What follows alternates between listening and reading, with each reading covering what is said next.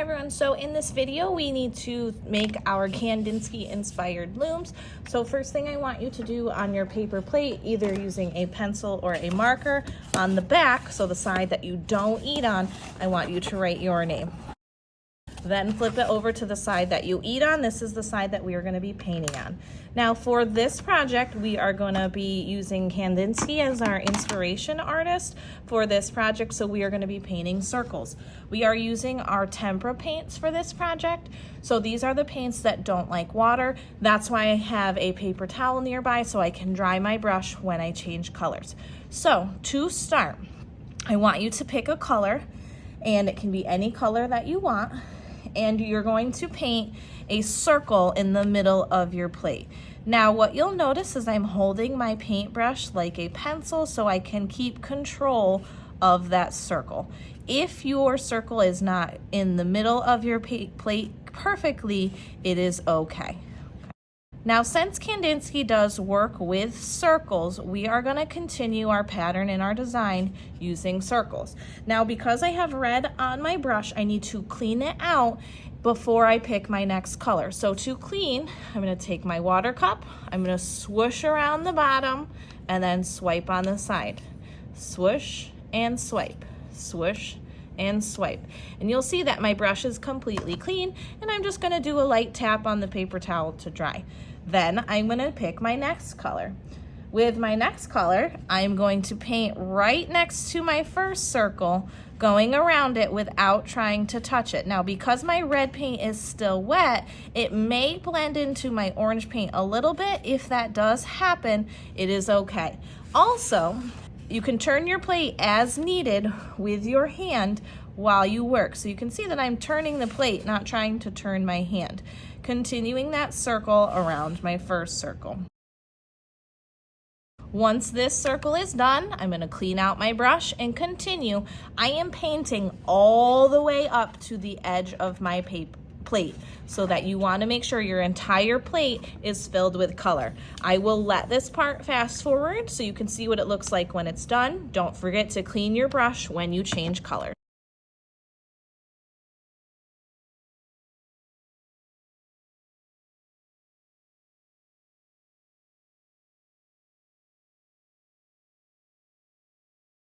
As I get closer to the edge of my plate, I'm just going to continue up the sides and paint all the way up to the top lip of the plate.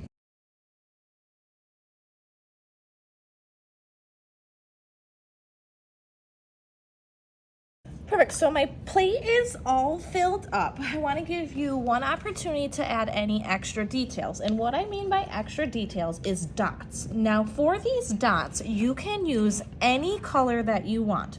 Remember, you can also use your white and your black, and you can add any colors on top of any of the other colors. What I don't want is I don't want so many dots that you can't see the color showing through. So for example, I'm going to take just one of these light colors, and I'm gonna do dots where I think that they'll look good. Once this color is done, I'm gonna switch colors and do a different color on a different ring.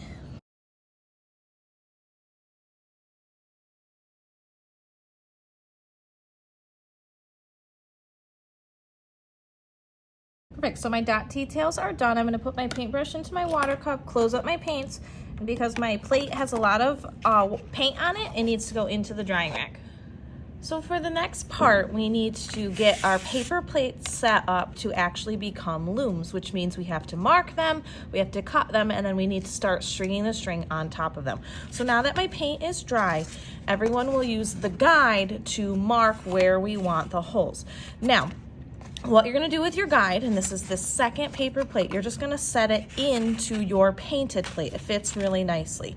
Using your helper hand, you're going to hold it in place, then take a pencil, and where there is a line on the guide, you're going to move up and make a line on your, so where there's a line, move up and make a line on your plate. You can notice how my helper hand is still holding and nothing is moving besides me turning the plate. So just making those marks all the way around the edge of that plate.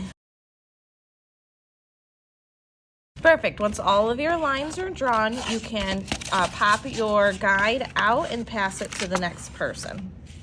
Perfect. So I made all my lines for my guide. Now what I'm going to do using my scissors is I need to cut on the lines, and it's very important that you do only tiny cuts.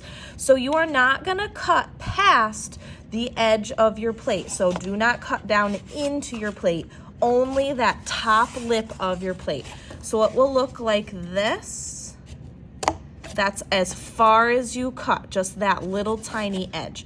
Once you do one cut, move to the next line that you drew and keep going with the cuts. Perfect, I have all of my cuts done. You can notice how I did not cut down into the curve of my plate. I only cut the top lip. Next, we need to set up our strings so that we know exactly where we need to weave onto. All right, so setting up our strings can be kind of confusing, but if you mess up, it's completely fine. You can just unweave it and fix it really easily. So I want you to pick a color of string. I'm gonna choose white just because I have a lot of color in my plate. What you wanna do is find the end of your string and you wanna tie a knot. So to do that, you're just gonna wrap it around itself to make an X and a circle. So I have an X and then a circle. Your X almost looks like two arms. So you're gonna take the arm and stick it through the circle and then pull it tight. This is to just get a knot in the strings so that your string does not pull through the holes. So I am working with a lot of string, which is fine. So just try to not get it into knots. Okay. When we're stringing, we're gonna take our knot and pick any cut and put it behind it. So I'm gonna pick this one right here.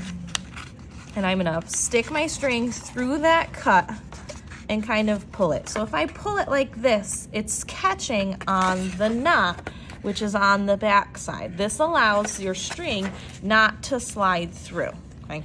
So it's pointing down right now. Then what you're gonna do is you're gonna treat your loom almost like a clock. So this is 12 o'clock. We've got 1 o'clock, 2 o'clock, 3 o'clock, 4 o'clock, 5 o'clock, 6 o'clock, or you can just count. So 1, 2, 3, 4, 5, 6. Okay. Taking your string, I want you to put it through number 6. So let's count. 1, 2, 3, 4, 5, 6. Then your string is now on the back. I want you to go around the back and to the hut to the right. So this is really 5. So let's review. We're in 12. 1, 2, 3, 4, 5, 6. I came down to 6 first and then backwards to 5. Now we are going across our loom and going next to our first one. So I'm crisscrossing. I made an X and I'm going behind here to the one next to it. Then crisscrossing again, making that X through the hole and behind. Crisscrossing through the hole and behind. Crisscrossing through the hole and behind. Crisscrossing through the hole and behind. Now I have no more cuts left. This is exactly what we want. If you can't get this part, let me know and I will help get these strings all set up. Now I still have a lot of string on my yarn ball, so what I'm gonna do is I'm gonna take a little bit, about a foot's length, and I'm gonna cut my string. So I have all of my loom set up here. Next, what I'm gonna do is you can kind of see how everything is facing in like this. I've got 1, 2, 3, 4, 5, 6. So I'm gonna take my string and put it directly through the middle. So between 6 and 6. I'm gonna put it underneath and then I'm gonna pull it back down. And what this does is it allows you to kind of adjust your strings. Then what you're gonna do is you're just gonna start weaving. Now using this string, and it's kind of confusing to start because it will kind of get knotted up in the middle, but that's completely fine. With your string working around your clock, we're going clockwise, so left around our clock. We're gonna go under, over, under, over. And what I mean by that, I'm gonna go over a string, then under a string, over a string, under a string. So essentially what you're doing is you're skipping one every single time. So if you get lost too, you can just look at where your string is and figure out what you're doing. So for example, right now I am under this string, so I need to go over the next one. So over, then under, over, then under, over, then under. You can see too how I'm turning my plate when I go. Every once in a while, start to pull your string a little bit tighter.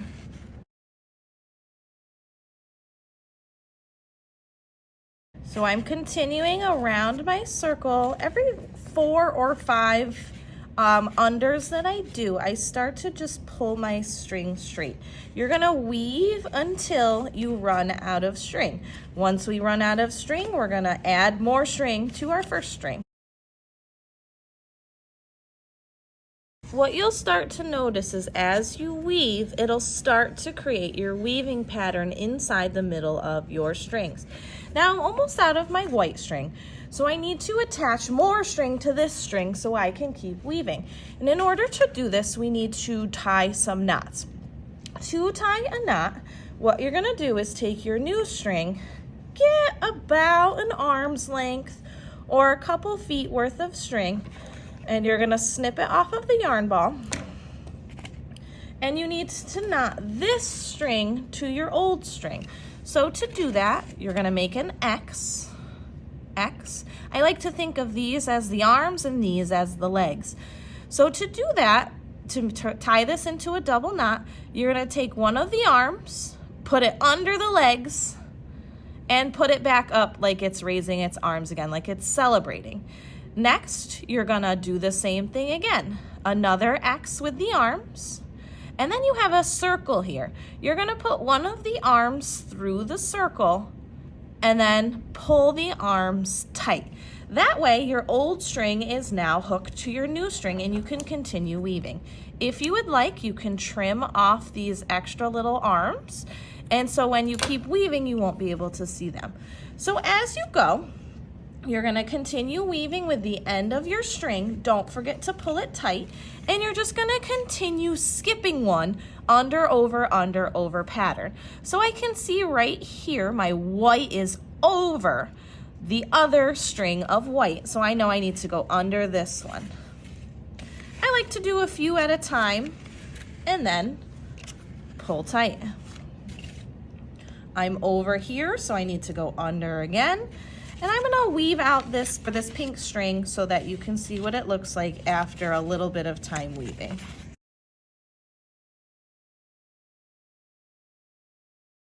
Few common weaving mistakes that I see is going under, or over. So what I mean by that is accidentally taking and going over 2 of my strings twice. So I would be over here, and then go under. We don't want doubles. And I just want to show you what that'll look like. So you can see the mistake right there. I go under, over, under, and you can see how it looks kind of silly right there. It doesn't look like a weave. If you keep going with this weave, you'll see the mistakes in it and it will look wrong. So if that does happen, all you have to do is just unweave your string, so pull it out to where the mistake was. So my mistake was right here, so I just went back to it and pulled it back out. Another common mistake I see too is people will weave a couple strings and then will forget to pull their string tight and just keep weaving. So after you do about 4 or 5 unders and overs, don't forget to pull that string relatively tight. Another thing too is you want to weave until your string is gone. So my pink I still have a lot of, so I'm just going to continue weaving with my pink. So I'm almost out of my pink string, so I'm going to cut my next color string. I'm going to double knot it to the first string and then just continue weaving with that new string. Now what you need to keep in mind when you add your new strings is the longer your new string is, the bigger your section will be. The shorter your new string is, the smaller your section will be. So keep that in mind when you're adding string on. If I really wanted to, I could add more pink to this and just keep going with pink, but I'm going to switch out the colors. So a refresher on your knots. You're going to have your two arms facing out with an X. One arm goes through the legs and back up like it's celebrating. Then cross those arms again in an X. You see the hole, stick an arm through the hole, and pull the arms tight. Trim off the extras and continue weaving.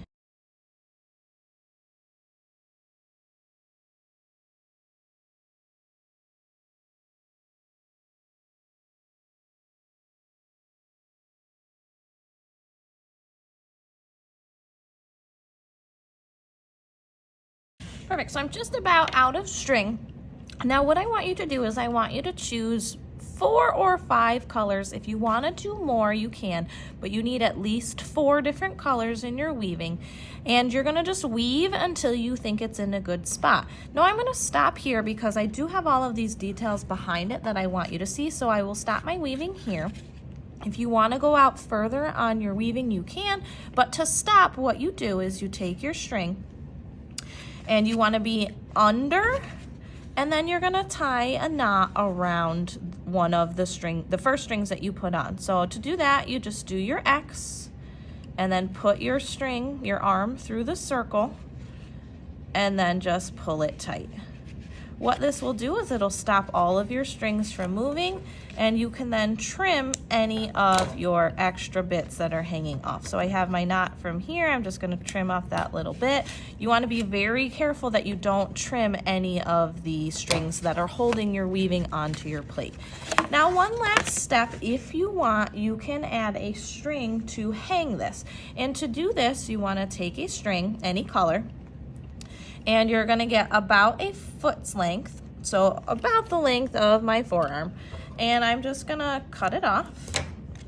And then to do this, what you're going to do is you're going to pick 2 strings that are 2 strings apart. So what I mean by that, if I'm looking at my clock here, I'm going to pick this string and this string. There are 2 strings in between them, so I'm working on this one and this one. I'm going to tie my knot to this string, so go underneath it, create your X, put your arm through the hole, and then pull tight. Same type of knot, do it again. Arm through the hole, skip 2 strings, and then you're going to knot one more time. Go under that string, X, arm through the hole, pull it tight, X, arm through the hole, pull it tight. So this will create a little string that your loom can hang on. You can also trim off the extra bits, and those extra bits can go in the recycling bin. Now this string allows your loom to hang on whatever you want it to hang on. So your loom is pretty much finished. Double check to make sure your name is on the back. And next we need to upload to Artsonia.